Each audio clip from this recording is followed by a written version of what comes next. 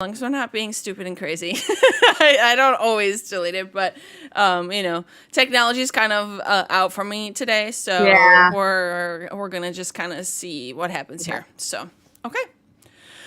All right. Okay, guys, welcome to today's episode of Empowering Coffee Convos. I'm Jessie, the founder and creative director of This Way to Fabulous, and here with me today is a super, super special guest. Like, I am so freaking excited to have her here. I have Dee Heffernan here. She is a TEDx speaker, an entrepreneur, and a general business mentor, okay? So, in her amazing career, she has really redefined what it means to lead with authenticity and clarity. You guys know I'm a huge advocate for clarity right now, so this is going to be a killer conversation, okay? From her early days with just a phone and a bootlegged copy of Photoshop, please no one come after her.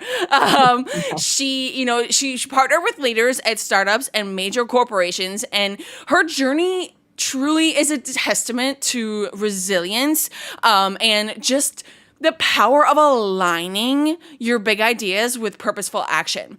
And if you are following along with This Way to Fabulous right now, you know that we are on this shifted journey of alignment and purpose and impact. So as soon as I heard, so fun backstory here, I actually filmed and photographed the TEDx Arlington Heights event back in October. This is when I got to meet Dee in person, and I got to hear her TEDx talk on stage and document that. So that was like two cases of just like special. But I remember at the TEDx event when I need to be doing my thing, and I kept putting my camera down and was just like truly so engulfed in what she was talking about, because I felt so drawn and so many similarities in her journey to my journey coming up to where we are today. So through her work and through her talk and everything that she's done, she brings really sharp focus to the challenges that we face and cutting through the complexity and creating momentum for the impact that has like deeper meaning. So today she is here to share a lot of the lessons that shaped her path and kind of now her approach to her career and her life. So before we get started, Dee, why don't you just kind of tell everyone just a little bit about yourself, maybe like a super quick synopsis of, who you are and maybe where you're at in life right now. Well, thank you for the lavish introduction. That would be difficult to keep I love on my right. people hard. It's what I do. Oh my gosh. I mean, there's a lot to unpack just even in the intro. I think how we met at the TEDx event, that was sort of a moment of time and a moment in history for me of doing the kind of public speaking that I love, but I haven't really done much of because I live in a corporate world. So I own an agency called Matriarch, and we are consultants and marketing experts that help organizations really live through their values. And so, yes, mentors and business consultants, but really what companies come to work with me and my team on are, trying to stand out from a place of authenticity. And when you say that word in a lot of rooms, it's like, yeah, I get it. I've heard it all before. Like, this is so generic. What does it mean? Mm-hmm. So what I like to do wherever I am is just kind of get to the bottom of that. Like, what is our culture like? And how can we reach audiences that that message can resonate with? And so obviously the larger the organization, the bigger the footprint, the bigger the scope of awareness, that's the juicier, more exciting stuff, because even just the smallest tweak to a message, as you probably know through your work, can really make a big impact. 1000%. So like there's that kind of part of my life. And then there's this burgeoning part of my life, which is like how my voice is resonating from a personal level with individuals and people who are building their careers or just living their lives, raising their families. So yeah, I mean, we can talk about both of those things. But if I'm being honest, I think the heart of what I really am into right now is really learning what is it that people are like, how are we showing up in public spaces, and how can we show up as ourselves? And I'm so grateful that you documented the TEDx talk, because there's a lot of pictures in there. There's that one of me behind the scenes kind of getting ready to go on stage. And it's that moment of like, okay, I'm telling a personal story now. And this isn't about like, this isn't a PowerPoint about corporate communications. This is about a journey of coming to know oneself and coming to know, who am I putting out there? Is it me, or is it some kind of, like fictitious or like kind of blown up image of who I am or who I want to be, who I think I am? And I think that personal existence really influences the way I look at the corporate world, because I mean, people and businesses were obviously different, but it's people who run businesses. So I feel like the more authentic we can be in ourselves as individuals, the more we can bring that to our workplaces and to the communities and the environments that we find ourselves in. Yeah, for sure. And I think one of my favorite parts about being a part of the TEDx Arlington Heights event was being able to be behind the scenes and seeing the people in the raw, not, obviously you guys do tons of practice and tons of training and you guys killed it on the stage, right? But I think people forget that like behind the wall, behind the scenes, you're just another human who's freaking the F out right now before you're about to hop on stage. Like, you would have never guessed that anyone that was up there was nervous. Like, literally everyone crushed it. And I loved being able to be a part of like behind that wall as well, to showcase kind of like the real version, like this whole highlight reel, thing. And it's like, well, let me show you what I see. Like, here's what you see. You guys are going to see all the images and videos, on social media, on YouTube and all of that. But like, I loved being able to see like, but here's what I see, because that is probably for me the most fulfilling part of what we do, is truly getting to see and helping the people and their brands to see who they truly are, because we are in such a society where the highlight reel is like what we feel like is expected of us. And I love kind of like being someone who can like hop in and like chop that down, because I think it is so freaking important that we get, kind of away from this like gotta be perfect, gotta whatever. Okay, but I don't want to get too deep with that. You said an important thing there though, which is that, in and of itself, giving a TEDx talk is like adding to your highlight reel. And we all have them. And so that's sure, people listening who don't know what the TEDx talk was about. The title is How to Stop what is the title? How to Stop Living the Highlight Reel. So this is the funny thing, is that this is not a title that I came up with. Sure. So when you submit the video to the TEDx or the TED organization, they kind of take whatever your title is and then they reformat it. So for me, it was, the highlight reel was how I grew up as a competitive athlete. And my dad put together this highlight reel for me of all my best plays, which is what you do as a standard when you're a high school athlete trying to play in college. But what was really going on behind the scenes was this insane amount of pressure that I felt growing up to take my gifts and just like pedal to the metal, drive them home. And it was like, we all have so many gifts. But for me and for a lot of kids, I think that in youth sports in particular today, we have a problem. And we are treating our third grade basketball players as if they're like getting ready to be the next Caitlin Clark or Steph Curry or whoever the biggest and baddest name is at the time. And it's like taking these little fragile egos and it's like hinging them on this winning this championship or hitting the perfect layup or, like being these like, kind of iron robots. And what it ends up doing is it sets us up later in life, like for me being in college, where once I no longer had that highlight reel to add to, I was really defeated and I lost a lot of energy. And I took that on with me into my career, where I still was making decisions about, what kind of work am I going to get into? What kind of jobs am I going to say yes to? Who am I going to work with? And a lot of that was very much driven by, is this going to put me in a position of looking good or looking successful? And so the talk is really about defining success on your own terms, or living more of a real life, which is a play on the word highlight reel, but it's more real. So, but you said that. So like, I wanted to go back real quick before we move on. The giving a TEDx talk, like it hasn't like escaped me that is kind of ironic, right? Like I give this TEDx talk talking about like how it's not a highlight reel, but it literally is a highlight for the highlight reel. And in fact, I get fed ads all the time now on like Instagram. I'm being followed by this one ad right now where it's like this woman who's like, have you ever wanted to be on a TEDx stage? I know exactly which ad you're talking about. So it's like, buy this course, sign up for this thing. And then the reality is that like, I've only had like to date, like maybe 300 people see my talk. Like it didn't go viral. It hasn't like changed my life in this way that people expect it to be. And I think that we need to be realistic about the things that we do that we think are going to like propel us forward in some massive way.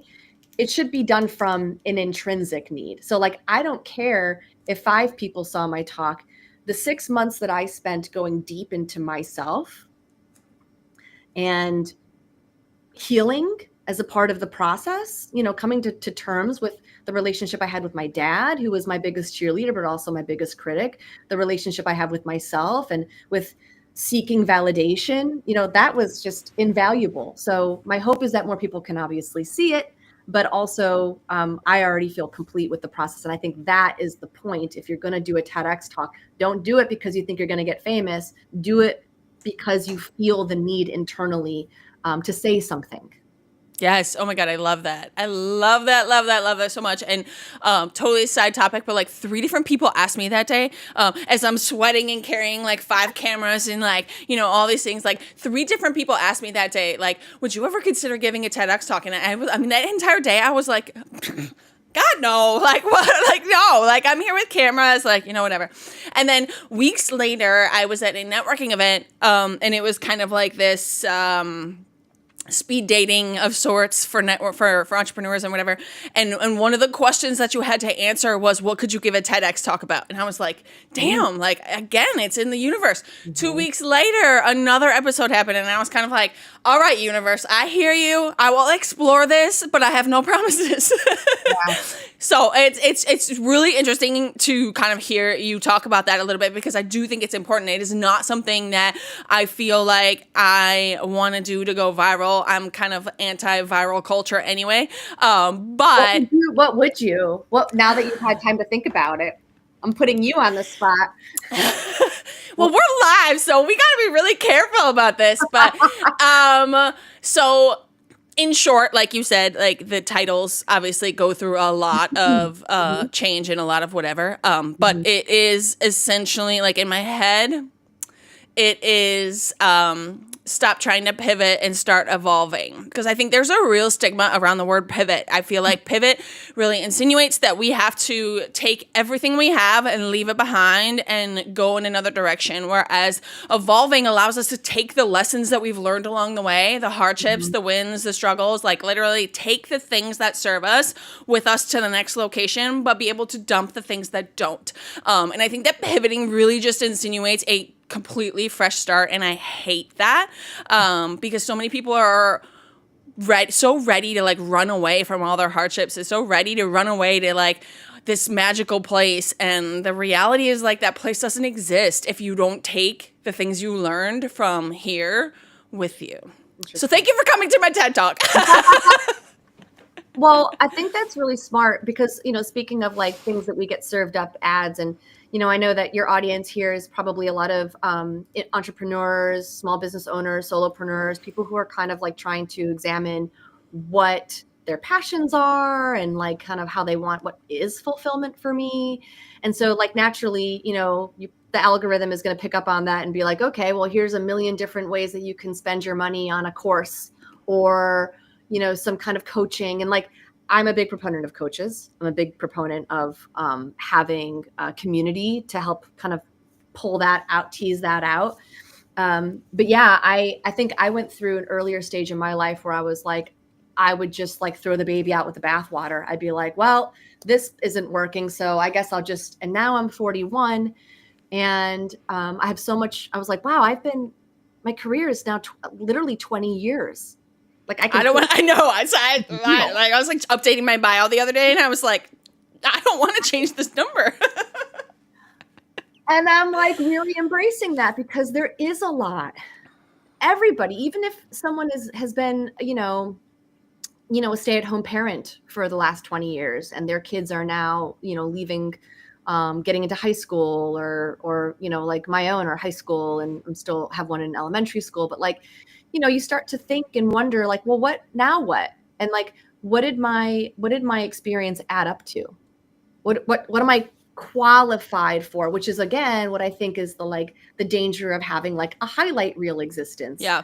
Which is where we're like, well, what do I have to offer? And I see people every single day, especially women, who are kind of in that stage, that kind of transitional stage, and they question what their value is.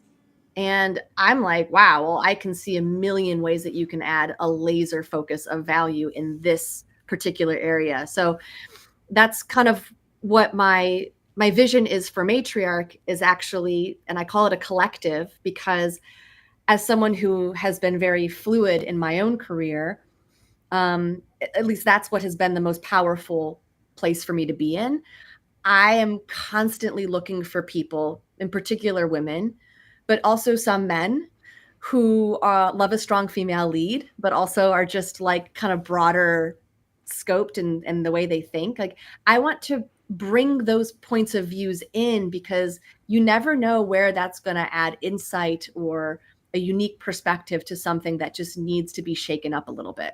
Yes. Oh my God. And actually, I mean, this is like a stupid note, but I actually have a tattoo that says perspective is everything. And when I'm actually taking, oh geez, I can't see myself. When I'm taking pictures, it looks like a camera.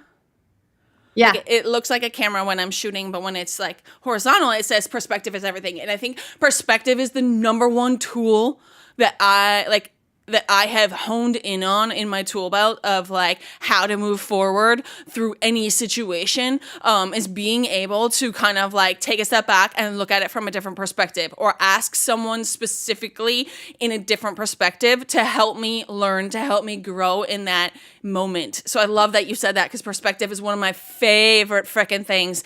And even in my clients, when they're going through the brand discovery, they need a different perspective, and they come to us for that perspective. They come to us because we are the people who are able to take a step back, have a wider view, and offer a different perspective. Like, that is one of our biggest value points that they don't even realize until they've experienced it, until the moment that they have that like click where they're like, I never thought of it that way. That is what I'm chasing, versus like a number of clients, a number of dollars, whatever. Like, I want to chase how many people I can hear say, I never thought of it that way, because that is where I feel like the most impactful. That's where I feel like I'm making a difference, and adding to like the ripple effect of making a difference. Yeah, that makes sense. And it makes sense that you would be drawn to photography. And your artwork in the background is a total ripple effect thing. So it's like mic drop back there. It's like a ripple effect. It's so cute. I strategically positioned myself here today to be able to show this off. So this is a custom painted, it's called a portal, or internal horizon. I love it. Dialed into my natal chart, and like anything that has to do with my birthday. I have a friend that I met in another group. It was a mentorship group, kind of on the woo side of things. And we connected, and we lost touch for a little bit. And when I was about to turn 40, I was like, I kept thinking about, she used to paint these portals, and I didn't really know what that really meant in terms of a painting. Yeah. It felt like they were like intuitively created, and I was like, I want to gift myself a custom, like I want to commission her to make one for me. Yeah. For the energy of it, because we live in an existence that is in front of a computer. When you and I get off this call, we're going to have emails, we're going to have, deadlines, we're going to have the realities of life as it exists right now. And I have really tapped into my own, like, being able to fine tune your own feeling of how things, like your own intuition around things, is massive, especially when you're like on your own, or you're working for yourself, or you're just, I don't know, anybody navigating their life, to be honest. But like, if you want to live a life of authenticity, for me, I feel like I've just gone deeper and deeper into who am I? How does this feel? And so I reached out to this friend of mine and I said, hey, would you be interested in commissioning a painting for me, a portal? And that was probably a year and a half, almost 2 years ago now. And her life was in transition. I was obviously like, I hadn't been doing the TEDx talk yet. Matriarch did not exist yet. But I was like, I want this next phase of my life to be really in step with who I am at the core, as an experiment to see how good can it get. Because I've been through a lot of the ringers. I've been around the block. I've been fired. I've been hired. I've been pedestaled. I've been stomped on, like, and all of that is about like what's happened to me. And this phase of my life is, what am I bringing? And so this portal, she finally finished it in December. And so this is all of the energy of months. In fact, it was a year and a half of she and I having, text conversations where we kind of co-created the feeling and the vibe. What do I want? What do I want this to bring into my life? So it's like an ever evolving energy. And Yes. yeah. Is she like, does she still do this? Because I feel like if she does, we need to drop her information in the show notes, because I know a handful of people who are going to love just that part of our conversation. You may not like that I'm even blasting it. I mean, I will find out and then I will drop it to you in the show notes if she's still open to it. I know that she's on to like some really awesome stuff right now, but I have a feeling that under the right circumstances, people who are really, I mean, I waited a year and a half for this, and I was happy to wait that long, because in the process of it, stuff happened in my life. Sure. And even just touching in with her periodically, like, where am I right now? What's in my life? Like what are the patterns that I'm trying to unravel and replace with new patterns? And I was happy to wait for it. It felt like the right timing. So yeah. Well, thank you for sharing that story, because I feel like too that just is such a testament to, your belief in advocacy for, honing in, like taking what has happened for you instead of to you.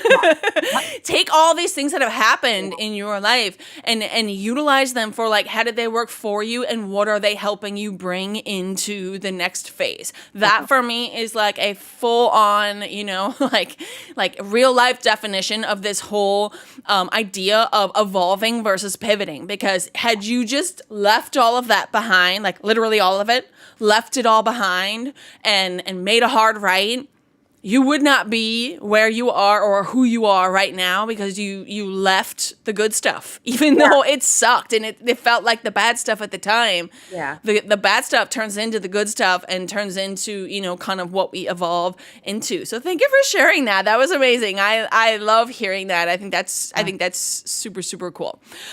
Okay, so let's backtrack for like 2 seconds. How did you decide to do TEDx? Did you have an aha moment? Did you have people, did you have this universal multiple people? Like, what was that process for you?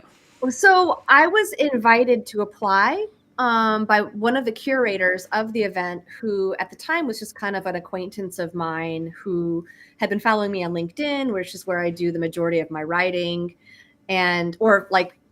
reflecting writing. I like LinkedIn. I think that some people, there's actually like an entire Reddit community that's like, LinkedIn is so cringe, and it can be, but I just like it because I'm a careerist. My life is I'm like work life. They're fused for me. So I love that space. And I write about my relationship to my career and to ambition and showing up. And so she was like, hey, I just like out of the blue, she was like, hey, do you want to, I really like what you have to say online. Do you have any ambition for bringing that to a broader audience? And internally, the answer was an immediate yes. And I was like, well, I don't know. It depends. And she was like, well, I'm curating speakers to apply for a TEDx event that's happening in like 6 months. We're closing applications in like a week. So if you have an idea or something that you're thinking about, like, let me know, and then toss your hat in the ring. And she's like, I'm one of the coaches. So everybody will get a speaker coach to help you through it, which I really appreciated, because I didn't want to go into something being like, okay, well, here's this idea completely unvetted by anybody else. And if it's unfiltered, I don't know if it's going to be the right thing, if it's going to be exactly like if I'm going to regret sharing this later on someday. So that's how it started. And I knew it immediately. I was sitting in my car when I got her phone, when we talked it over on the phone, and I was like, I have to talk about basketball. I have to talk about this thing that has created so much turbulence and conflict in my life, because I feel like we all have something maybe from when we were younger that was like, maybe we were, I don't know, a musician, or our parents gave us a lot of pressure to do well at school, or we were the first American from an immigrant family. And like, so there's this like kind of pressure. And for me, it was basketball. And so I knew then and there, and I never really talked about it because I sort of protected it, because there's an ugly side to it. And it would require me to also face this challenging relationship that I had with my dad very early on and into my adulthood, which as a product of Given the Talk has actually improved quite a bit, because he saw the talk, and then we've since, kind of, like reconnected from a different, more honest level. Like, this is how that affected me. And now here I am. And he was really gracious about it. So, that's kind of, I didn't have an idea worth sharing though, which is what they say. Do you have an idea worth spreading or something like that? And so it kind of like evolved. And the organizers at the TEDx event, they were very proactive about making sure that we could have like an original idea and we could kind of shape it. And so I just started writing into it, and it took a shape of its own. And then I was like, well, this has absolutely nothing to do with my day job or how I make money. But this is something that I feel I need to express. And so that's how it happened. Yeah, for sure. And I feel like, and I'm curious what you feel about this, maybe going into it or maybe after it. Well, this is kind of twofold. One, I think the TEDx platform is very good for personal branding. I think it's very good for building kind of like your authority, who you are, going deeper into your story and how you got to what you do now and why you do that for others. But do you ever, like, did you think along the way, you got to be so honest here, okay? You can't lie. I can see you, so you can't lie. You mentioned something earlier about, like, it's not like my talk went viral. Were you expecting or hoping for your TEDx talk to go viral? Did you have any of this, kind of like ideology of what that was going to be like? Yes. Well, I knew that my talk was really good. When it started coming together, I was like, this is good. This is really good. And so I don't think women especially ever say that out loud, and ever say that even to themselves. Like, oh, this is really good. They're kind of like waiting for other people to tell them if it's good or not. Absolutely. And to be honest, I did really rely on the feedback of Val, my coach, who is now a dear friend and who I trust tremendously. And I trusted her judgment already. Like, I kind of felt like she would give it to me straight. And as I wrote into it, I was like, this is really good. Like, this could go, like, this is so on point for what people need to be hearing right now. I was like, this could go viral. And then there's something about the timing of when the talk goes live, TED doesn't tell you, you just kind of have to like find it, but it can be anywhere, they say, between like 3 weeks and 6 months or something crazy like that. So I guess you're just supposed to keep checking it. But the TEDx Arlington Heights folks were like, they were kind of on top of it, but they wanted to like leak, like they wanted to like give everybody like, like a day or something of like exposure. So they waited until they started promoting it. And I think some people went like immediate, like I think a couple people got like thousands of views immediately. And my initial reaction was like, oh, like, maybe we waited too long to publicize it. Like, maybe we waited too long to tell people to go to it, and we lost that initial momentum. I don't know if that's true or not, or if it's just one of those things that like, maybe it's the title, How to Stop Highlight Real Living. Like, I probably wouldn't click on that myself, because I don't want you to tell me how to stop doing anything. The original title of my talk was How to Heal from Highlight Real Living. And I guess they didn't think that was clickable enough or something. So it was a learning experience. I think there's still potential for this talk because it's going to live there for who knows how long as the TED organization is around. So Yeah. 20 years from now, maybe it has hit an audience that it needed to hit, or maybe it's become more relevant, or maybe it's just a thing that I put out into the universe that takes a life of its own. And whether it goes viral or not doesn't matter, because it's going to reach the right people, and those people are going to need it, and they're going to resonate with it, and they're going to share it, and it might even change their lives a little bit. And that's perfectly fine for me. Yeah, I appreciate you sharing that, because I think that, you had mentioned, women especially don't acknowledge when something is good, like when we do as humans, we look externally for validation. And I mean, I'm no different. Like, I do plenty, but we also will do anything in our power to kind of hide from shame. And like, if there was any shame or guilt involved in you feeling like, well, what the heck? Like, why is so-and-so going viral and mine's not? Being honest about that, though, is also something that we struggle with as humans, but also as women. So I super appreciate you sharing that. Well, I am competitive, and I think that women can be. There's the next level, is that like we grew up being like competitive. We grew up being athletes. Like, it's hard to kind of take a step back from that. I think, and I haven't said this publicly yet, but I think that the part that I have struggled with the most now is I'm reflecting on, this is going to be really funny, but I'm reflecting on, so the week up to the week up to the talk, you give a series of you do dry runs with the organizers. You go do like a live mic'd up thing the day before. And then a week before, we did a Zoom live. You're supposed to be dressed in your outfit. And then the week before that, you have to have your outfit selected. So I had 6 months to choose an outfit. And it was the absolute hardest moment of my life, was choosing what I was going to wear. And I ultimately didn't love it, because it was the one area where I did still rely on external validation. So if we're getting real honest, I probably would have preferred to give it. I have my Tracy Chapman t-shirt on. I probably would have dressed more like this if I didn't really care so much about okay, well, people might be viewing this and judging me for how professional I look, or do I want to look too young, because I look young. So do I want to look too young? Do I want to, how do I want to appear? And I put this emphasis on how do I want to be received and appear, that I see my talk and I feel, when I just look at the image of it from YouTube, I feel like the energy is less. It feels a little bit suppressed. Sure. And that's me viewing it as the person who gave it, and we're all our deepest, harshest critic, la, la, la. Mm-hmm. But even if I were to look at one of my clients, and that was my client who was giving that talk, I'd be like, I wish that she had come out a little more uniquely her, because the talk is different, and the topic is about, kind of letting go of that.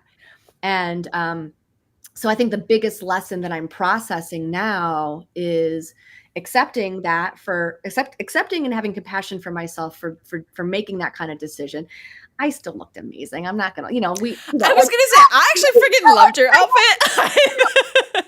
Authenticity thing. It's the principle of it, because, and like you said, I think as women, we do look outside of ourselves, and we have a standard that men don't deal with, a standard of how we look and how we appear and the vibe that comes across. Are we taken seriously enough? Are we being too serious? And when I work, particularly with my clients who work with me as an advisor, a personal advisor, as social entrepreneurs or entrepreneurs, I'm often the cheerleader of just be you, don't hide. You are incredible. Seriously, please. We're their validation. You know that, right? We're their external validation. Well, we're giving them what we wish we were given sometimes. I'm guiding people. I like to think of myself, even when I'm working with teams, I like to think that I'm I'm helping them to see differently how they are processing those decisions of how they're going to show up. Or like when people like, have you ever had somebody just be like, I'm sorry, but I just want to say this one thing. And they are apologizing before they say the one thing. Or they'll say like, you actually did it. You were like, this is a stupid question or a stupid thing to say. And it's like, well, the stupid thing to say is, this is a stupid thing to say. And so how are we going to be more powerful is in those little micro moments. And so that's why, like, yes, my outfit, who the hell cares? But it was a micro moment. And it's, authenticity is like a cake. It's built on those layers of those micro moments. And I mean, I still applaud you for recognizing the micro moment, because I think that micro moments on top and on top and on top and on top, they create the bigger moments. They create the bigger lessons. They create the bigger, things that we suppress. Those micro moments are, I would say, more important. Yeah. They hold more weight than some of the bigger things, because the smaller things are way too easy to just kind of, push to the side, and then they get up there. So I applaud you for recognizing it as a micro moment, because I think that's half the battle. It is. For most. And the good thing is that if you're someone who is listening to this and you're like, well, I feel like I'm really far away from that, or like you're identifying, it's like every day, every moment we have a chance to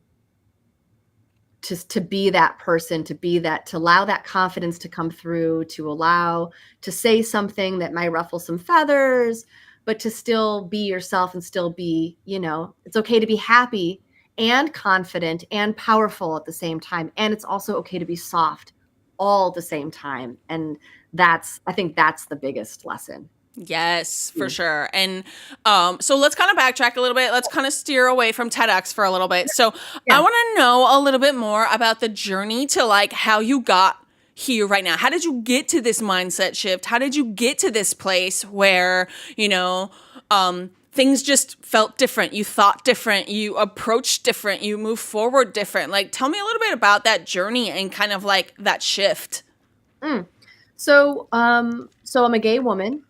And so being kind of like feeling like I was different and was definitely going to have a different path. Came out when I was 18 to my mom, and then she didn't really believe me. And then I came out again when I was 21 to her and my dad at different times. And then that process of coming out is like, it's like walking around naked for a spell. Like you just like you're like, here I am. I'm different. And just the process of being like, I'm different, and then learning to accept that, I think is like one of those big moments in someone's life. And I think that you don't have to be, gay to experience that. You could just be maybe a little bit different. And I've always rejected the notion that we have to all somehow be the same. And so I'm a little bit rebellious. So, from a young age, or like from just your adulthood? When I was a kid, okay, I didn't like the ruffle, socks that my mom put me in. I didn't like. Did you have barrettes too, like the plastic ones? Yeah. My mom actually used to tape barrettes to my head when I was a baby because my hair didn't come in until I was like 2. Me either. I was bald until I was 2, and these clips were so heavy that like my 3 pieces of hair could not hold on to them. Oh my god, that's so funny. I was just like, no. And then I do think that like playing a sport, like sports, there's this stat that I saw recently that like something like 70-something% of women in like top executive positions played a sport growing up. Like, I could see that. And then there's like 40% of them played in college. Sports for women build confidence. And I think that for me, it was a confidence builder. And it teaches you a certain kind of resilience. And of course, it cultivates ambition and like competition. And you learn to show up for it. If I want to achieve something, I know the work needs to be done. Mm-hmm. So I have always had that internal drive, that kind of knowing. I went to the University of Chicago, studied human development, thought I was going to go into social work or clinical psychology. And then I didn't get into the schools that I applied to. I applied to like the top schools and I didn't get into any of them. And so I got a job in telephone sales at the Yellow Pages. And that was the beginning of my career. And like you mentioned, I always kind of had a creative flair. And so like a friend gave me a burned DVD of Photoshop, and I went to the It library. wasn't a floppy disk back then. My kid thinks that iPads were made of wood when we were kids. So I mean, like, You didn't have them. My girl's like, you didn't have an iPad. You didn't like, wow. It's really adorable. Um, I like, yeah, I was in telephone sales, and then I started freelance web design, and then, I started networking, and people were like, well, what do you do? And I was like, well, I like to tell stories about companies and like what they value and what's, how they're different. And I remember this woman who was in this networking group. She's like a financial advisor. She's like, oh, you do branding? I was like, yes, that's what I do. I do branding. And then it just kind of evolved because, I've sat in every single seat in the marketing department. I'm a designer, I'm a writer, and I'm a strategist. And I have worked in ad agencies as a strategic planner. I've worked in large corporations as a graphic designer. And all the while, I always felt this pull to entrepreneurship. I grew up in an entrepreneurial family. So for me, it was just very natural to kind of seek opportunities and pursue them and kind of learn as I went. And so I'm here today as a product of that effort. And I've worked for companies. I've always worked for companies, for myself. I've always had multiple things going at all times. We own a personal care brand where, like I just like being free. And so, probably about a year ago, I started to have this kind of nagging feeling that I was sort of like, well, am I going to work for like a large corporation? Do I want to keep consulting? Do I want to do freelance? Do I want to freelance for other agencies? And I started doing, I was hired on by another company to be a fractional CMO for middle market companies, small businesses primarily. And you go in and you own the marketing department, and you manage the vendors or the freelancers. And usually these smaller companies have like a person inside that is doing all the things, but they're not like a marketing expert. So they bring you in to run the team and to build it up, and then you can kind of go on with your life. And I learned through that process that I love mentoring younger talent. And I have all this experience of life experience and business experience and marketing experience. And if I am just me focused on one project at a time, there's so much of that wisdom that just gets lost. And I was like, I think I want my own firm, my own agency. I want to go from me to we. And I don't care how long it takes. I know that it's going to be one client at a time. I'm going to be really strategic about how I choose to work with them. All I know is that I need to wake up in the morning and I need to feel alive. I need to feel like I want to do this. And I have to tell you, Jesse, I did not feel that way 5 years ago. I was working for my parents' company, which I had believed my whole life I would eventually run someday.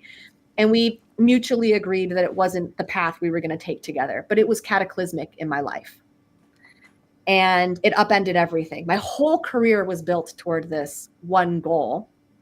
And so now I find myself 5 years later almost feeling like I've restarted my life and my career, although I haven't, to your point. Like we're an evolving product as people. But this chapter of my life is, I do not ever want to go back to not feeling like I'm in charge of the life force in my body. If I can get up, if I have to grind it out on a computer one day or get on tech support with whoever is in charge of my CRM right now, like, because this is my choice. I'm deciding this is part of those reps that you put in when you're an athlete and it hurts and you don't want to do it, but you need to because you get better at it. So I decided that I wanted to kind of start, and I had been consulting as Dee Heffernan for years. And I was like, I'm going to rebrand, and I'm going to rebrand in a way that sends out the signal that this isn't just me, this is us. And so that's how Matriarch was born. And we're infancy stages. We're working with really interesting companies that are anywhere from startups and nonprofits to really well-established enterprises that are doubling down on their culture. And they need a fresh point of view for how to make their core values and their vision and mission as a company actually resonate for the people that work there. And as a byproduct, the services and products they're putting out into the world and the consumers that they're trying to reach. So I think that there's just like nowhere but up to go. But that's where we are today. Yes, there's a huge opportunity in industry right now, and I will say, I don't like to say like some of my bigger clients because it's not really about being bigger, but like some of my more established brands that I'm working with are looking for a fresh perspective to decorporatize their product, their offering, their culture, their overall brand. Like brand refreshes are going to be huge in 2025 and moving forward because people are realizing how important it is. They're realizing how stuck they are and that there is a way out by bringing in perspective to evolve their brand, because a lot of these more established brands have been established from a completely different decade of business. Like they are in old times and they truly need fresh perspective to evolve them into the scope, into where we are today as a society, as a world. Our pain points, our struggles, our needs have changed, and a lot of more established companies are currently struggling with that connection, with that alignment. And so I loved hearing you say that when you decided to do this, you wanted to make sure that you felt alive, and you wanted to make sure that you never woke up again not feeling alive. I am someone that takes huge effort in our branding discovery experience and all of that, making sure that the things feel right. And a lot of people resist that. A lot of people are like, well, just tell me if it's right or wrong. And I'm like, well, you can tell me how it feels and I'll tell you if it's right or wrong. And they're like, well, no, just tell me if it's right or wrong. And I'm like, again, you can tell me how it feels and then we can explore if it's right or wrong. And there's this resistance because we live in this society where everybody wants a quick answer. They want a quick solution. They want to move on.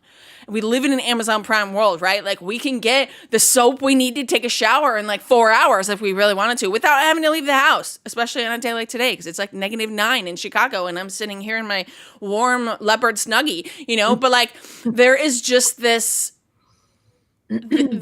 new society. There's this just new level of instant gratification. I mean, instant gratification has always been a thing, but like it is exponentially worse now than it used to be. And I feel like our job is to kind of not only bring in that fresh perspective, but to educate them on that process of evolvement and educate them on the fact that is not a black or white answer. It is a massive grayscale, and leaning more towards what feels right is typically going to resonate better with your company, like your internal, your external, your products, your offerings.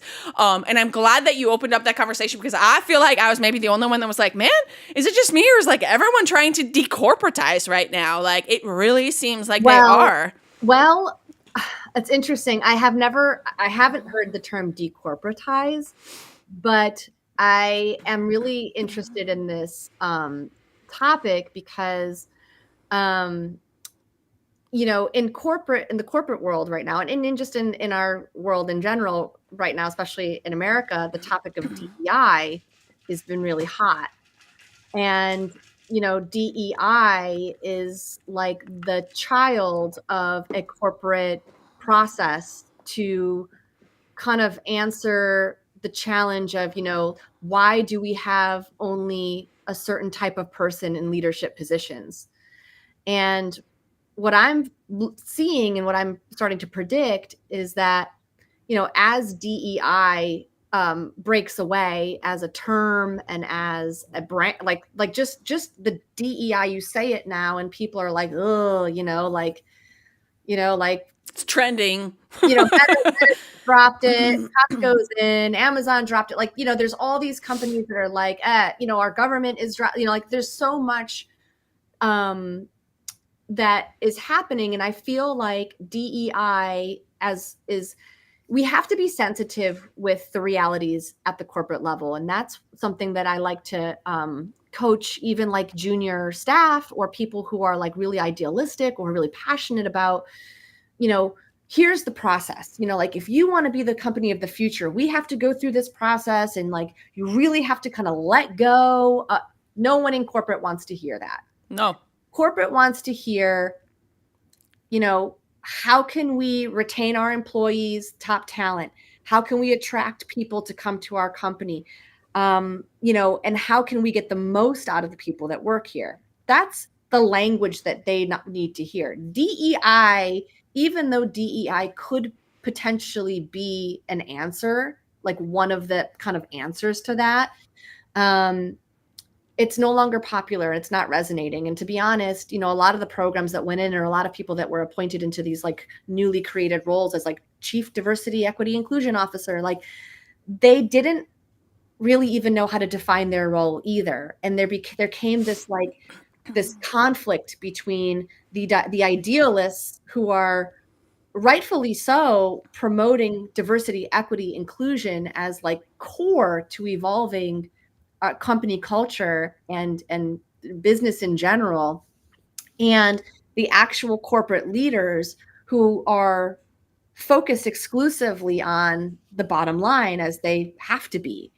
And so what my curiosity is, how do we bring those back together so that it's not like the idealists against the realists? It's that we're all realists and we're all solving for the same problem. DEI could potentially be a champion for the employee experience, is what I am saying. And I feel like what we've been talking about today is about the human experience. You want to get up in the morning and feel proud about your work, and you want to feel like you actually want to go to work. Well, if your culture stinks and nobody actually sees you for who you are, then that's a problem. And then that's a business issue. That's like, lack of retention. That's people, backstabbing. There's people, like there's a lot of like stuff that happens as a result of that. So I am not like the person who has all of the answers to this, but I feel like that's the direction we're going in, is DEI is going to fall away. And Yeah. and a new definition of culture and how we solve for a lack of a general enthusiasm in the corporate sector is going to have to become more of a key conversation in these boardrooms. Yeah, and I feel like a lot of that, and I have to say I can only speak from, my side, because I never went corporate. I started my first company straight out of college. I have never been the corporate route.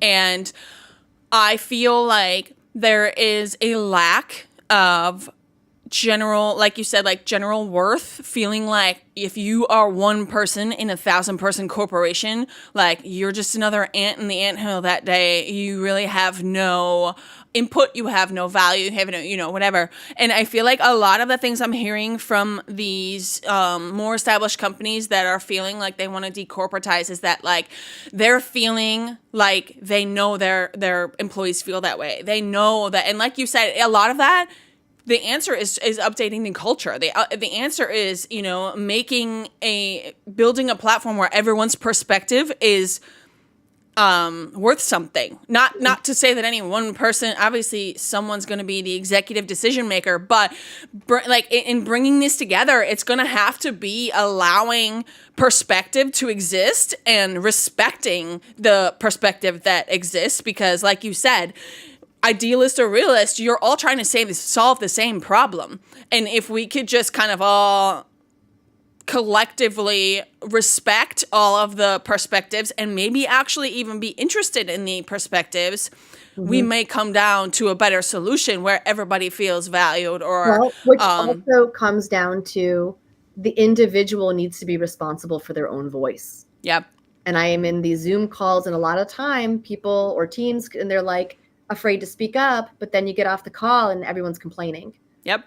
And that's not to say that's happening right now, but that's like an example of it those micro moments. Like, yep. The more we can become confident the more we can become practiced in expressing ourselves authentically, the more we will bring it to those rooms that require individuals to own their own voice, so that it's Yeah. not waiting for corporate or whoever to take care of us, because it's just too big of a distance, so it's really the individual.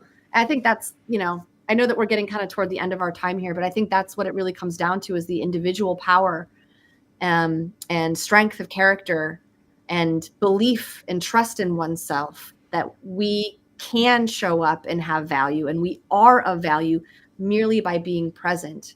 And And then no one can really teach you, like no one can really do that for you. You no one have can to do it. kind No of one will. wake up one day and say, hey, I'm tired of my own bullshit and I need to chase this dream. I need to take this step. I need to make a move towards being Right. more confident, sharing my voice, like that's an internal thing. Yes. So I on that note, Yes. I know there's going to be plenty of listeners who are feeling this like deep, Yep. like this is probably hitting them really deep. What advice do you have for them to, kind of move into that next chapter of their own empowerment, their own voice, their own confidence? What advice would you have for that? Well, in my TEDx talk, I give the formula REAL: reflect, explore, activate, and let go. And no matter where you are in the journey, like if you're looking like to just like take the rug and do one of these things, or you're just like, I can't let go, I can't do that because I'm the provider of my family, or it's unrealistic for me to like quit my job tomorrow, but I need to find a way to start moving in a direction where I could be feeling more fulfilled. It's really about looking at the areas of your life where you feel like you're sacrificing yourself unnecessarily. Where am I abandoning myself? And then starting to explore things that do light you up little by little. Is it new relationships? Is it taking time out of the day where like normally you would maybe give to someone else, but maybe you take it for yourself without apology or quietly? It's activating. It's like you said, it's kind of like, okay, I'm going to do this thing now. Like I have energy and I want to give this. It's just following that scent. And I think that that's where a lot of people get stuck, is because they're like, well, I have so many responsibilities and my husband thinks that I should stay at home with the kids because daycare is expensive, or whatever. Like there's a lot of self-abandonment that can happen that we're constantly challenged with. Because it's hard. That's the part where it gets really hard. My thing is I'm the breadwinner. And so like for me, a lot of times my old belief or voice or thing that I would tell myself is that like, I can't do what I want to do because I am responsible for putting food on the table. And right now, this is what I have to do to put food on the table. And if I felt like a victim of that, or a victim of my circumstances or my whatever, like, then I was just like, well, this sucks. This is just how life is now. And I did believe that for a long time. And then I started making that intentional shift in my mind where I was like, I have made these decisions myself. I know how I want to feel. I want to feel good. I'm going to have to find things in my life that I feel good about and start with that. I may be in a job phase of my life, or I may be having a financial situation or family stuff, but like, what's good right now? And like, I don't even love to say like practice gratitude, because I think that like when you're in a mindset where like shit's really hard, even just hearing the word gratitude can be triggering. Preach. But if you're like, I have a very good friend who said, what is the most self-honoring thing that you can do in a given moment? And so in a given moment, what is self-honoring to me? Do I need to lay down right now and put my phone away for 5 minutes? Do I need a snack?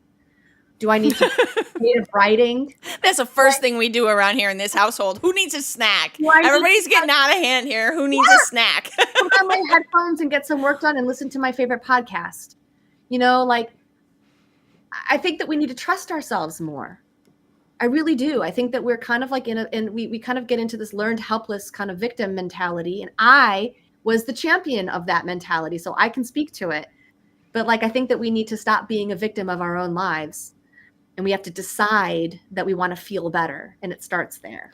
That's powerful. Stop being the victim of our own lives. That is crazy powerful. I feel that deep.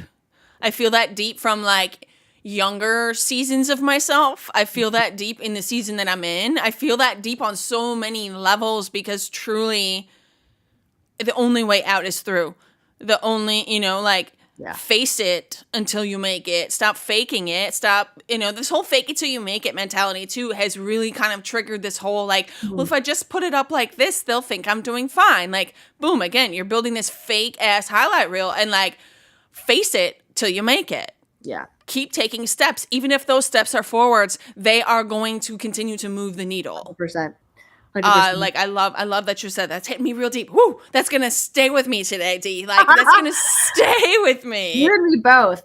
Ooh. Well, and I do work with people individually on a one-to-one basis. Like I have a very small roster of one-to-one clients that I coach through this type of thing where they're like, I have an ambition. Here's a business or here's a thing that I'm trying to get off the ground. And really, it's not my goal to help them build their business. My goal is to help them get confident and energetic enough so that once they take those first steps, they can follow it through. Because sometimes you just gotta, it might take a long, matriarch may take a long time. My TEDx talk may take years before more than 300 people see it.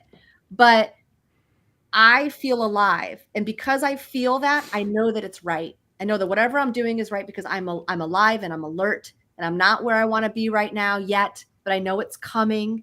But at the same time, I am exactly where I want to be because I'm not that person who was sitting on an airplane 6 years ago, flying back and forth for a job.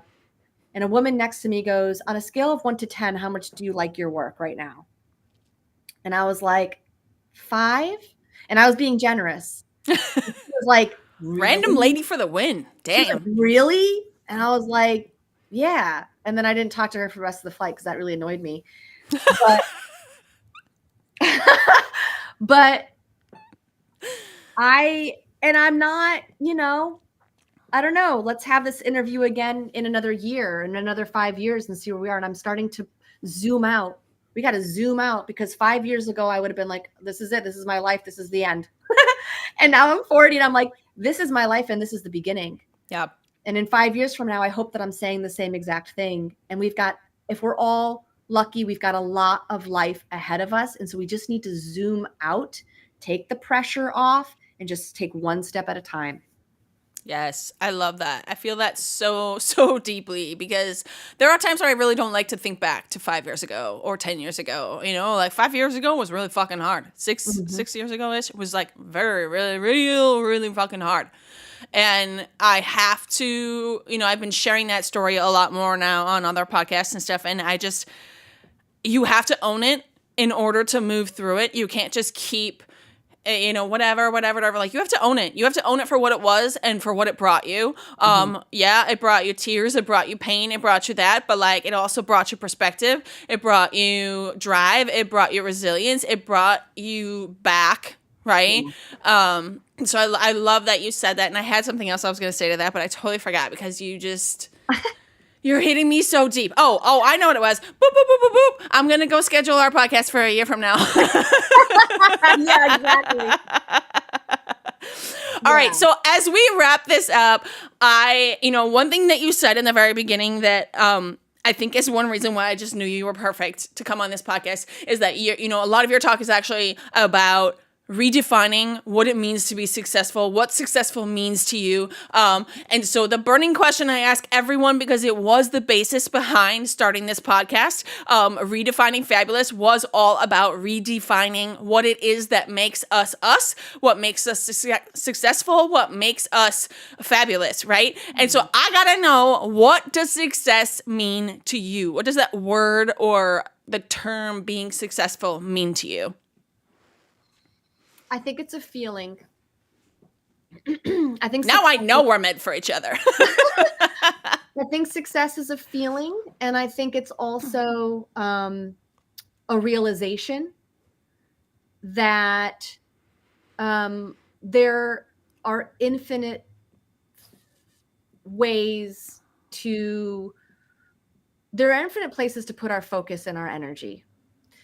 And sometimes we can see those infinite ways as like, okay, that's success. So if I can just like maybe get like 5 of those 10 things, or maybe, like, okay, I'm being realistic. So like maybe, but like if we find ourselves in that cloud of like possibilities and what if, and we don't do anything about it, that's going to feel like defeat.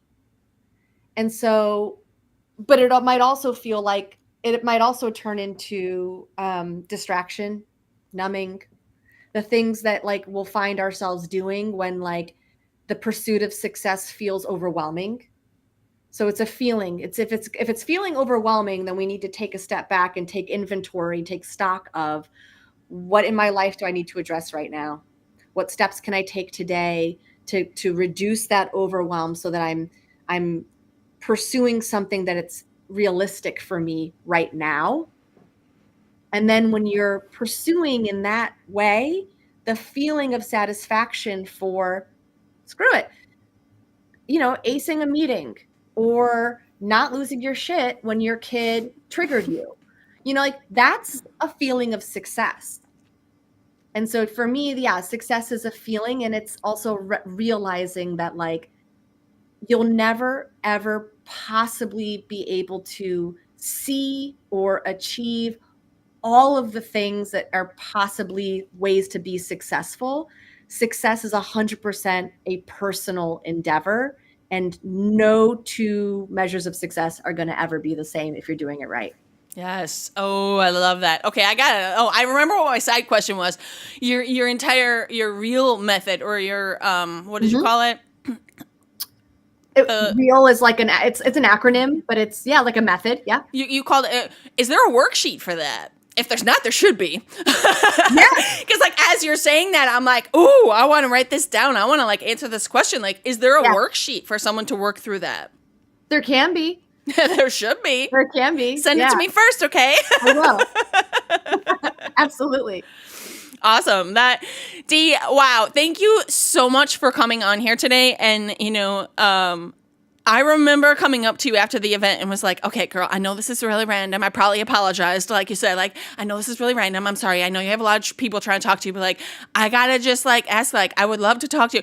I just knew during your talk and during this talk that like, we are just so aligned in some of the things that we're doing and that we believe in. So thank you so much for coming on here and, sharing your journey and being honest and transparent about the fact that like, nothing's easy. Like, we need to stop being like, well, I want to go the easy route. There is no easy route. Well, every route is hard. However, I want to make it clear. So my focus, I have a vision board for the year, and the central message is focus is power. So that's why I'm talking about like really focusing in. But one of the words and phrases and visuals that I have on my vision board is the path can be easeful. And for me, as someone who's probably considered type A, I'm very ambitious. Like, for me, I expect difficulty. And so I can kind of harden up and armor up and push. But I also think that an evolved way of approaching that is to say, it can be easeful. That's why like one step at a time is enough.